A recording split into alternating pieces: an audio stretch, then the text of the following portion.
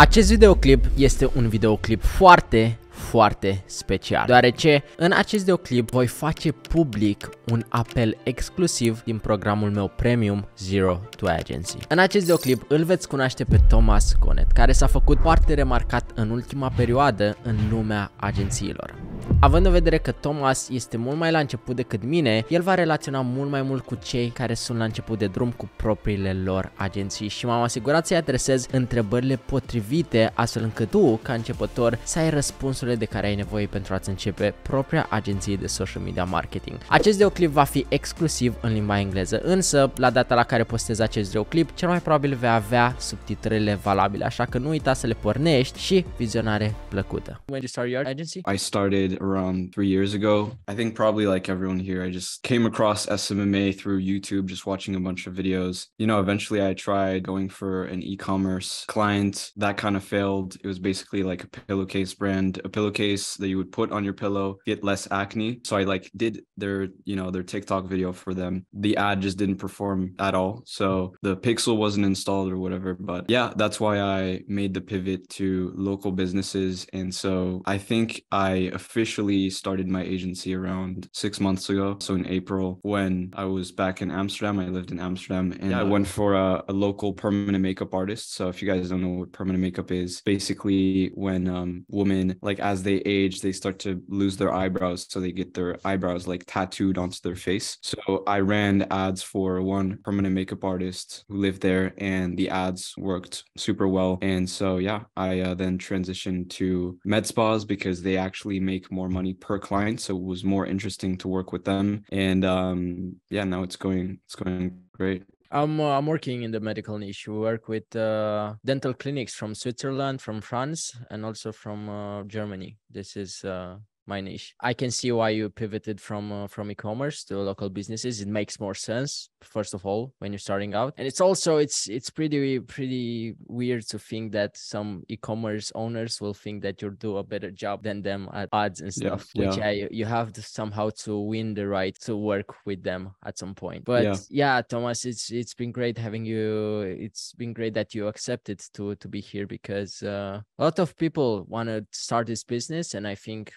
somehow it is not marketed or prescribed that it's supposed to be in reality. And the purpose of this meeting is to give people advice from our personal story, our personal experience with building a business, and what was the hardships, the obstacles, everything. And I want to know your story. You'll be in the spotlight. Probably most of the people here know my story. To give a long story short, for the ones I think some people from your page came as well. So someone who doesn't know me, I started a business at 16. I started selling oatmeal in high school. I moved at 16. I went away from my home. I'm from a little village from Romania. I came from, I'm not gonna say poor family, but in Romania, like in the little village I stayed, people were like earning, I don't know, maximum 500 euros per month. Like a family will earn 500 euros per month, which is in Romania, it's the average. Romania is not that rich of a country at first sight. So yeah, at 16, I moved in Bucharest. I started selling oatmeal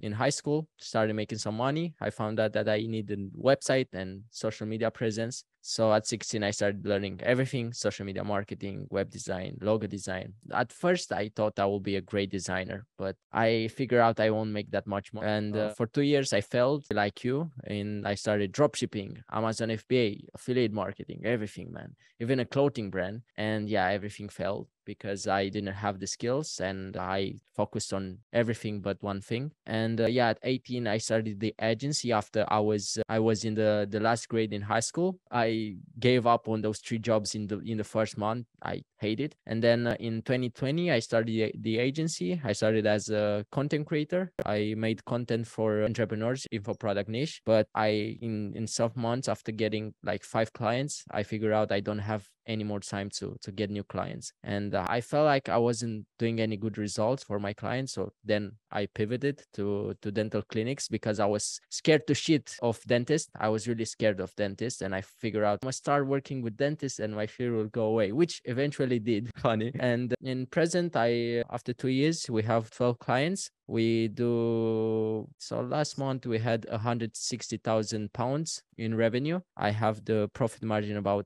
67%. And also I have the info product. So this is my main businesses right now. So I'm really grateful for the fact that in those years I built a business. I started a brand. I somehow into the process. You seem really natural in the camera. At first for me it was really hard, but yeah. Yeah, well, I actually had 4 different YouTube channels before starting my current channel that I have. So, you know, it's kind of a similar story with you. Like, I started out with a bunch of things. I did drop shipping, failed with that. You know, ever since I was 15, I started with a Minecraft Let's Play channel. So I would record, like, you know, my house I'm building on Minecraft, so videos like that. Then I had a commentary channel where I would basically react to other videos and like kind of make fun of them online. You know, you kind of see that in my videos today where like I kind of make fun of people. So that's where I got that from. And then later down the line, I started a horror story channel where I would basically just take stories from, you know, Reddit horror stories, and I would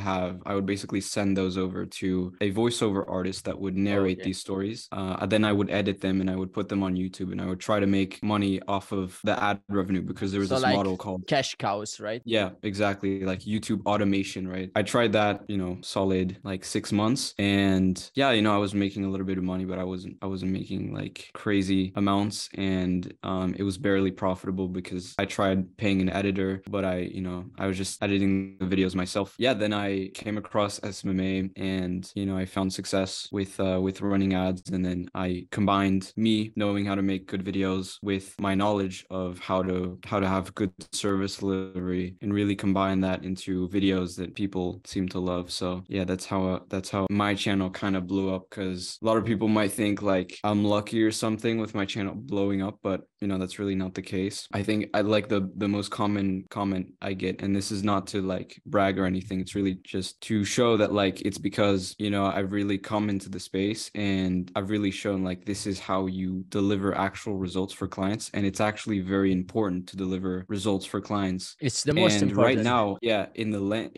like on YouTube, you see all these people like talking about how to get clients, how to, you know, you do this Instagram outreach strategy, or like do send looms, or like all this shit, which like, yes, it's a good strategy, but like once you're on a meeting with a business owner, you need to know how you will make them money, because that's gonna show ultimately. That's gonna sell. Yeah. And so if you can work for a client for free, which is the ultimate competitive advantage when you're a beginner, and which is what I did, you know, you work for them for free, you figure out how to solve their client acquisition, and then the selling will do itself, because not only, you know, your client is going to refer you, but also you can then literally like go on a sales call and like show them, this is exactly how we're getting them results. We're getting them like, you know, we're putting this amount of money in their pockets. Like, this is the exact system. You know, you just do a screen share and they see that. And like, you know, the selling does itself. You don't have to like, you know, pitch them or do some. Yeah, it gets very easy after you have a case study, or you have just one example of results. You'll sign clients fairly really fast. So taking the fact that you started an agency relatively early in the last months, what do you think it was the hardest obstacles or the hardships you encountered in building an agency? I think getting over the fact that it's not that easy. Like,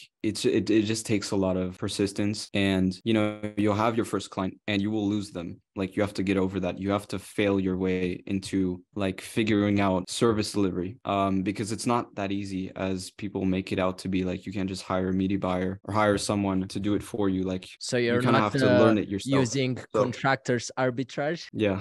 Exactly. To be honest, you can call it so lucky. I spent 2 years before starting an agency learning all the skills. So when I started my agency, I already knew what I was doing. I just never thought I would have the context to be a business owner. When can you say you figured out how to deliver the service after how many clients After one client, because with my first client, so she was a permanent makeup artist, I launched her ads. We got around $2 per lead. So $2 per lead is, for some of you guys that run ads for local businesses, it's pretty cheap. And so I was pretty surprised by those results. And that's why I decided, okay, this can be like pretty serious. Like, other permanent makeup artists can, especially in Europe. What do you think like, you made different? Like, what do you think it delivered that results? It was just the offer we made in the ad. It was you know, the ad was just like a simple image. It was just a discount that made the offer good and ultimately made people want to click on it. So it's figuring out your client's clients. You want to like really study them, figure out what offer and be niching down. For example, let's say for dentists, a free teeth whitening, for example, that's been proven to work. You know, you can also take that beyond and do something else. Like you just kind of have to figure it out. To bait them. And there's different, yeah, exactly. Client acquisition strategy for them, just showing them that system, and it should really sell itself. To be honest, when I started, I thought I can finesse the agency game with only one skill, but later out I found out I need to have like a stack of skills, because client acquisition system isn't only one skill. It's a compound thing. From your experience, do you think you should focus on only one skill or building a stack of skills? Yeah, definitely building a stack of skills, because if you just know how to run ads, for example, that's the easy part, actually, believe it or not. The hard part is you come up to a business, you're like, okay, I'm going to run your ads. You get them leads, and then they're like, okay, I'm getting a lot of leads, but I don't know what to do with them. Like, what do I do? You know, like they're not qualified, you know, they're not like quality leads or whatever. That's like the main argument. That's like probably the biggest problem every local business has, is like they're getting leads, yes, but they don't know how to follow up with them. So what we're doing with our agency, for example, and I recommend everyone does this, is that you actually find the system for them, and you have, like, for example, automations in place. So you send emails, SMS messages to the client's leads, so that like they have the follow-up done for them, and you know, they just stay with you longer, basically. So you definitely need to know like literally everything. Like literally everything. So I don't think it's that easy, really. what was the best way for you to learn the service delivery? Was through a course, through videos, or through basically just practicing it in real life? Yeah, practicing in real life. I recommend like go and, you know, walk into a business and offer to work for free, because by actually doing it, you're going to have the lessons. Like you're just going to have real life lessons. So you don't have to watch a bunch of videos. And that's what I did for a long period of time. You know, when I'm 18, I would just watch videos and not really take action. And it was just kind of like, at that point, you think you're making progress, but you're really not. It's just mental masturbation, as they call it. And, you know, you're just not making progress, but like you think you're learning. But when you actually go out in the real world and try to actually run ads, like you don't realize you might actually fail. And sorry, my grandma's calling me. Yeah, so you have to fail. Like you have to take action. And I would recommend, like, the best thing even is to like stop watching videos as a whole and just focus on taking action, because you can learn purely by taking action and literally just going on Google and typing in problems, and you'll find your way through solving the problems you're facing. Instead of, for example, like just letting yourself be fed by the YouTube algorithm and being like, oh, you know, Thomas uploaded a new video, Rareș uploaded a new video, or Iman, let me watch Iman's remote revolution. Like, no, you know, you have to like ignore that. You have to put the blinders on and really focus on your agency and on taking action. It's the only way. What made you do that? What flicked the switch into like, Thomas, you need to stop watching videos. Let's do fucking work. What made you do the work? What hurt you? To see results with first client. No video really how to run these ads. Like I just kind of like had the client figured out, okay, how do we run ads for them, and then looked it up on YouTube, and like that information, instead of, like I said, just getting fed the content. So I think once I realized that, then I started. Also, to be honest, what really worked for me, for the people that are at the beginning, was kind of putting myself a commitment to someone else. Like for example, we are actually really okay disappointing ourselves, but we get really hurt when we disappoint others, especially when we care. So when you're just starting, you should, as soon as possible, start a commitment with someone else, like a client, so you'll be like tight somehow into getting them results, because it's no longer about you, it's about them and what you give to them. What do you think it differentiates you from the ones who start out and don't have success, and you figuring out how to do success with it? So sorry, the ones who start out an agency and fail, and what do you think it differentiates you from the ones who failed and the ones who succeed? Yeah, well, that's interesting because I actually brought on someone who on my channel who had an agency for gyms, and he was making around $300,000 a month with it. He said it comes down to pain tolerance. So when you get rejected by a client, when your loom gets opened, you know, how are you like reacting emotionally? And does that make you want to quit, or are you like persevering? And are you just like doubling down even though you know the failures are there? It's really like some people try for like 1 month and they're like, oh, I tried, I failed, let me just move on to something else. You have to try, you have to commit for at least 6 months. I'd say recommend also working for free, and most people aren't willing to do that. Just going up to a business, working for free, telling them like, you know, I'm a beginner, just putting their ego aside, like, and not charging them like $2,000 a month, because that's unrealistic. And you have to realize that like you can't do that as a beginner, even though people tell you like you can if you just hire a media buyer or whatever, you use the results. You want to work for, because if you actually do that, you'll realize that then you'll have the knowledge to get your next client, and then your next client, and you'll build those case studies, and that's when you take off. But if you never go to that first step and you think, oh, let me try and close a client for $2,000 a month, you'll never close a client. So you'll never have, you know, you'll never get to that part where you're getting all the clients. So that's the main thing. So it was just your ability to just be okay with people saying no, and then do the job when someone said yes. Yeah. Awesome. Yeah. Some people are here, I see, interested, which I think it's awesome, about your experience hiring someone. What was your experience hiring, I know, a VA or a media buyer or a closer, appointment setter? How did you do that? So I hired like a bunch of people in the beginning just from Upwork, and I made a bunch of mistakes. I hired like someone to do my cold calls, and you know, I was paying them hourly, which is a huge mistake. So basic things like that, you think you want to hire people, but you always want to hire slow, like be slow in your hiring process and be fast when you have to fire people. So like you want to go over several people to hire them, and you know, you also want it to make sense in terms of money. Like you don't want to pay them hourly, for example, you want to pay them a commission. So right now with our agency, for example, what we're testing, and I made like a great hire, is that we're charging per appointment that we set for the med spa. So we're charging an amount, and then the appointment setter would get a commission for every appointment they set. So what's the percentage of the commission? $30, $40.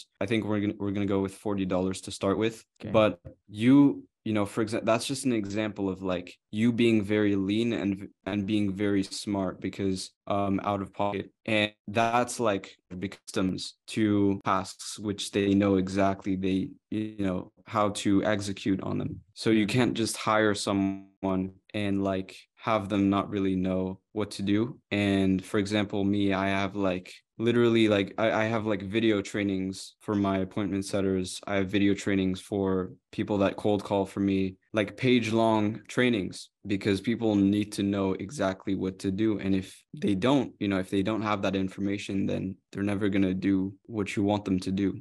So it has to be really, really detailed, and you want the pay to make sense. I think those are the two things that go in hire. So what was your experience with hiring people that were paid by results? Because not everybody wants to be paid like that, because they have no security. Well, that comes with like sending a bunch of messages and doing a lot of outreach. And like some people will want to do it. And also the thing is, like, when you have an exact plan of like, you know, in 1 hour of cold calling, for example, like with me, in 1 hour of cold call, like, look, I proved it with this video, you know, you can close a meeting. And so once they know that, and you say, for example, hey, you know, for one meeting that you book for me, you get $30. and you're paid only by commission. But look, if you do it exactly this way, it's been proven to work. So with that, you have no reason not to do it that way. Also, the SOPs are you do them only video or both, written and video? SOPs, written and video. So we use Notion, and yeah, I find it's a great way to write down ideas and to have trainings for your staff and even for your clients. It's a great tool. So do you have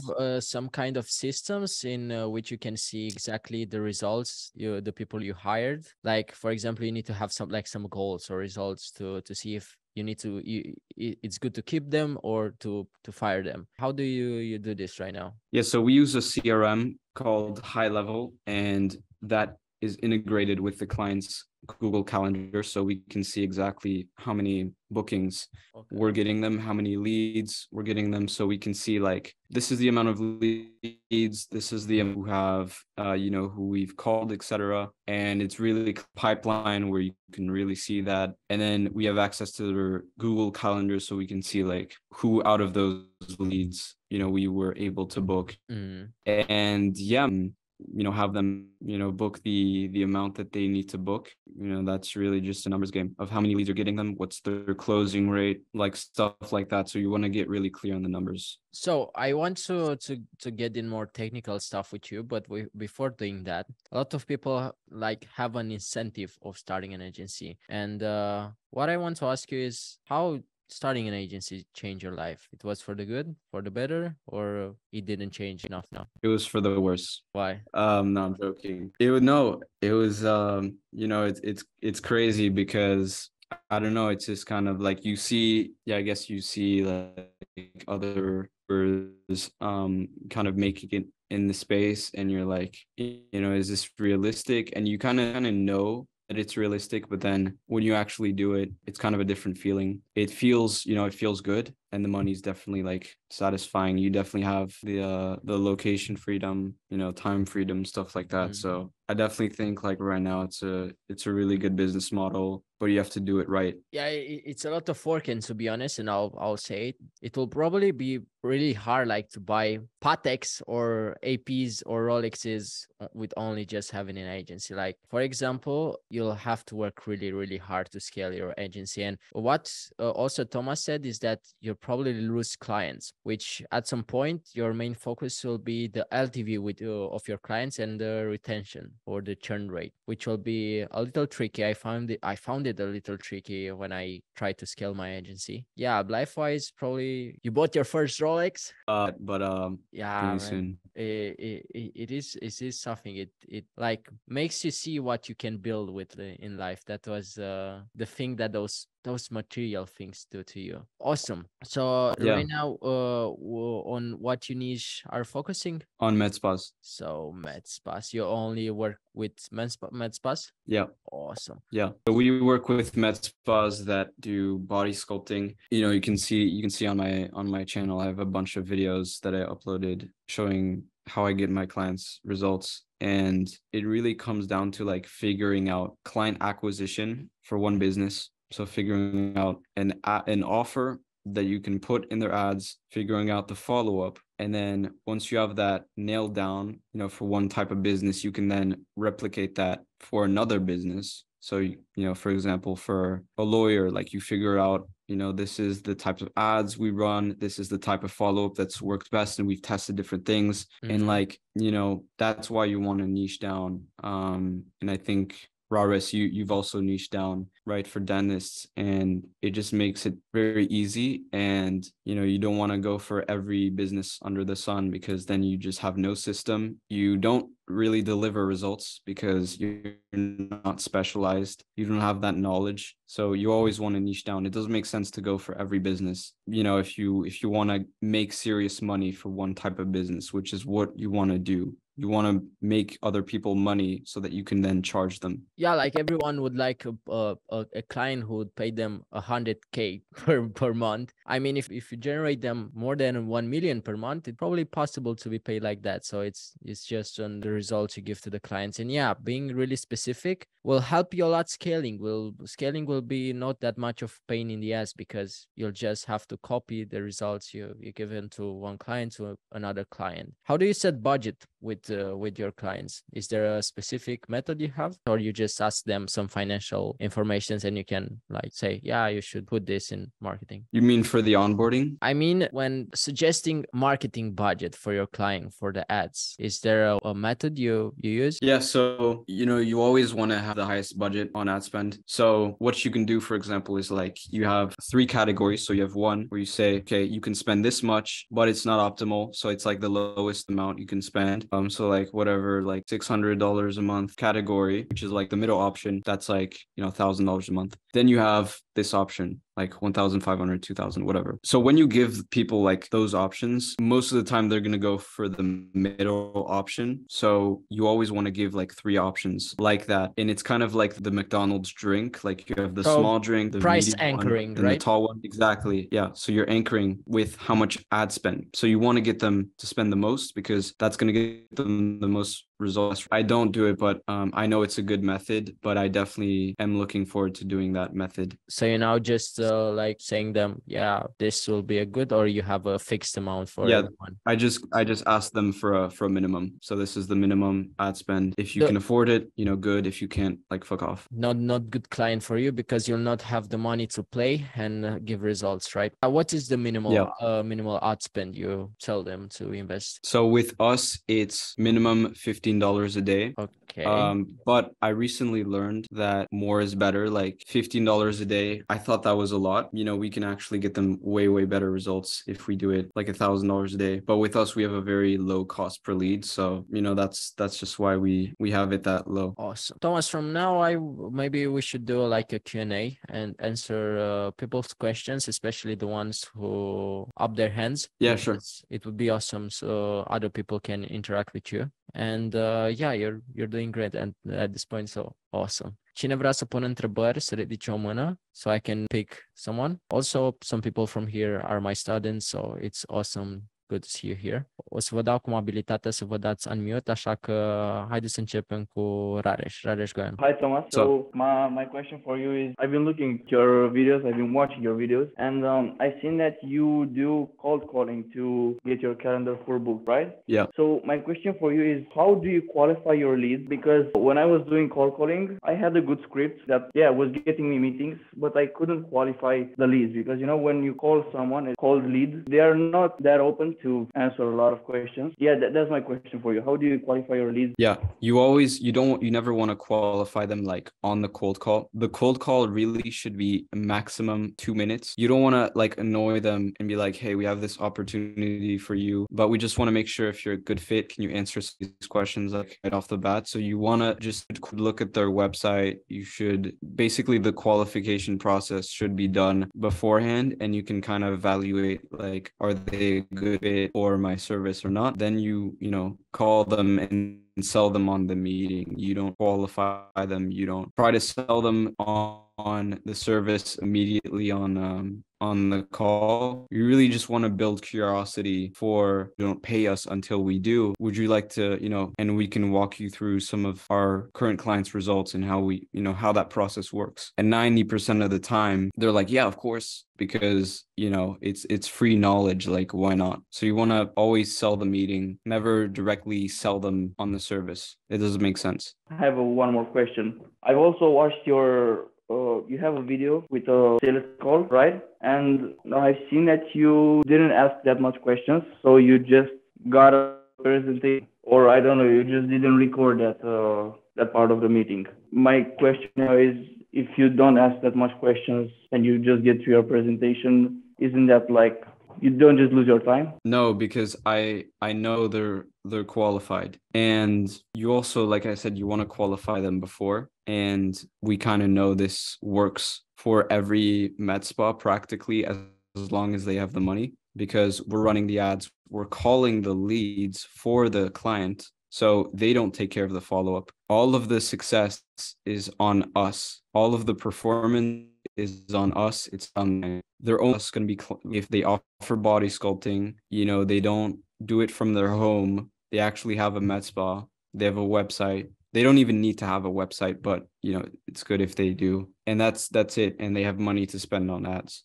So that's why it's different for us. We don't need a long qualification process. It's just a But you can only do that once you have a Okay. system, right? So Yeah, it depends. right. It depends on your agency. Okay. Okay. Thanks. It's nice to Yeah, have you no here. problem.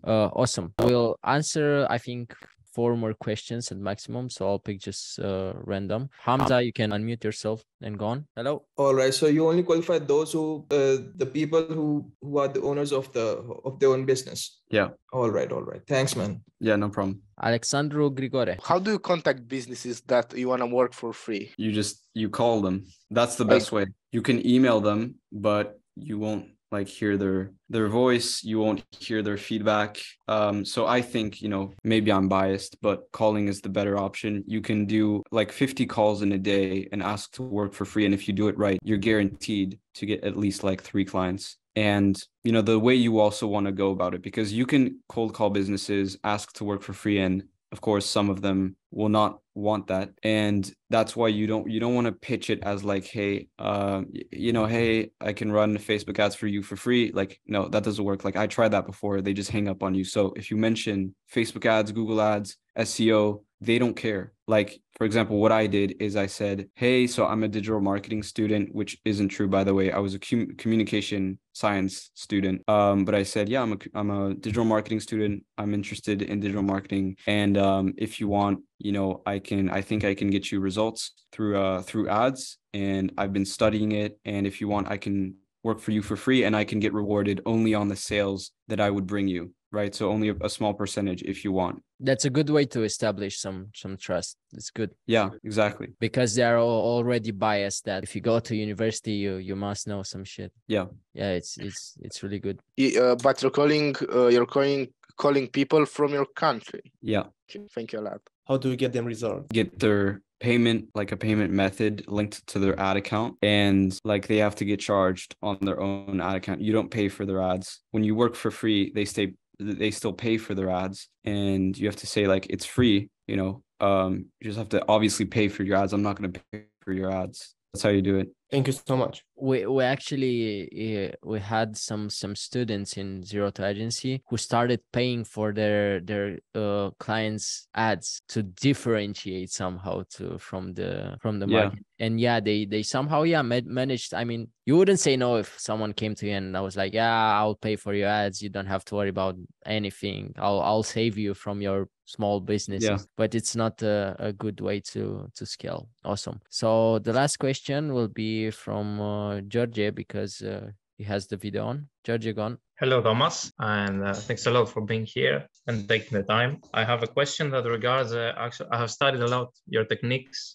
I've seen all your YouTube videos. I love what you're doing, and I have a question. It's a little bit technical. It has to do with your CRM, the Go High Level. Okay. And since I'm using it as well, I would like to ask you if the methods you use have actually involved the front desk of the med spas using your CRM, meaning that does the front desk have to like book anything in or interact in any way or shape or form with your CRM, or is it just for your internal methods and communicate with your staff? Yeah, so it's just internally. Like we don't even show them high level. For some clients, I used to do that. They would have high level, so they would have an app on their phone. I can pull it up right here. So they would go on Lead Connector.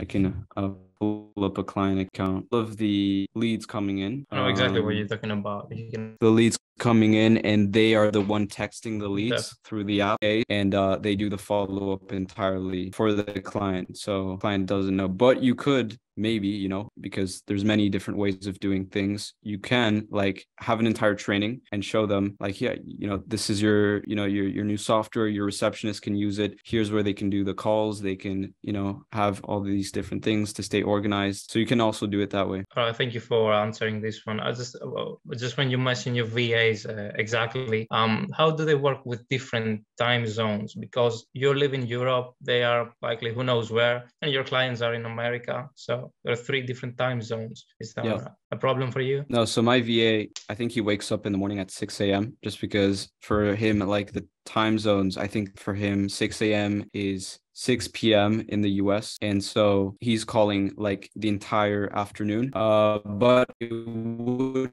be better, for example, to have one VA in the morning so they get notified as instantly, and that has a way better performance on lead follow-up, on their ability to, you know, get the lead to actually like book an appointment. Because if they call like a day later, right, probability of that lead turning into appointment drops down significantly. So there's getting notified for every lead that comes in, so that they can call them instantly. All right, thanks a lot, man. I always think about this question because I get it a lot. People who join my program, not really, like, for example, when you started out, you was in your, I know, parents' home or mother's home, something. I mean, you had food on the table or maybe a shelter, right? Yeah. You know, there are some people that we advise them like, yeah, you should work for free, but they probably have a job like, or thinking about quitting it. And they don't really like, they can't work for free because they really hungry, they really need, they are desperate, you know, they can afford working for free. And I always, whenever I get the question, I always like, well, you should go full savage mode. And if you work at a job or you're just in a shitty situation, you should always try to call everyone and see how you can provide value for them as soon as possible, so you can bring money. How would you answer to this? I mean, I think it still applies that you have to work for free because you have to earn the money. Like, you don't say you're another business owner, so going, you know, working for free, and you still have to go through that step. You can't, like I said, charge $2,000, $1,000 a month for a client upfront with a guarantee or without a guarantee, regardless of whether you're going to deliver at the end of the day. So yeah, if you're in that situation where you have a job and you're trying to quit as soon as possible, or you're trying to make money as soon as possible, you can't like really skip the process. You can't skip the learning process. You have to fail either way. And, you know, maybe don't get a job in the first place. Like, you know, I don't, you know, so maybe that's like a little bit harsh to say, but like, for example, me, you know, I knew that I didn't want to have that lifestyle where I have a job. For some reason, like, I just absolutely hate the idea of working for someone else. And I feel like a lot of people here on this Zoom call probably agree. But like, yeah, it's just kind of committing to it. And for me, it wasn't like there was a choice. It's like, no, you know, like, I will figure out, you know, client acquisition for my clients regardless, because that's what I want to do with my life anyway. So that's my biggest advice. You was somehow born like that, having this thing in your mind, or it was something that, I know, you've been tricked into thinking, or it was just natural? Yeah, I don't know. I think it's natural because I had it, you know, this kind of like will to be an entrepreneur ever since I was young. So I think I always had it. But for some people, like, I know some of my friends, they're like, you know, oh, you know, it's fine, I'll just get a job like everyone, and, you know, I'll just continue, go to college. They don't have like that drive within them. It doesn't spark like an anger to like try and get the money. Like, they don't, with them, it's fine. So I guess it really just depends, you know, you're born that way or you're not. Trust me, G, Romania is a post-communist country. You know, most people think like this. Like, there is no other reality than getting a job, nothing. And you'll be called crazy in a worse way, to be honest here. But I can sense you. For me, it was a lot of struggles, but probably it came at some point naturally. Cesar wants a question. Everyone says Cesar should put a question. So let's hear Cesar. Cesar, go on. Yeah, thank you. So what happens when you don't know how to deliver the case service that the client needs? So let's say you have to do for him Facebook ads, but you don't know anything about it. And you have to do it for free to make it happen, to sign that client. But he'll put the money for you to run the ads, but he lose all the money. Wait. Cezar, poți să împărtășești nișa? No, I'm not gonna do that. I can't disclose my niche because it's already they're making fun of me. So No. What is it? It is funeral homes. What? Funeral homes. You know, man, when you die, you Yeah. have to go to those funerals to like Yeah. to You have to go to a manage funeral director. we don't laugh at you, bro. I think it's genius. I mean, it's yeah, fine but- if you but figure it's out a happening, system for like funeral homes, funeral home client acquisition. If you figure that out, then you'll be Already the did. go-to agency for that. I kind of already did, and I already designed also a type of service as a product for. But by the way, my clients. I don't think you need like Facebook ads for funeral homes. No, you because don't. You it's don't. not just This is for Yeah. another niche, strictly for another niche, because all the students from Rareș take the niche from Vlad that it's dental, because they had all of this niche, like the research, how to build the team, the scripts, and everybody copied Vlad. So I'm kind of afraid that everybody will start doing the same with the funeral homes niche, because Don't worry about that. okay. yeah.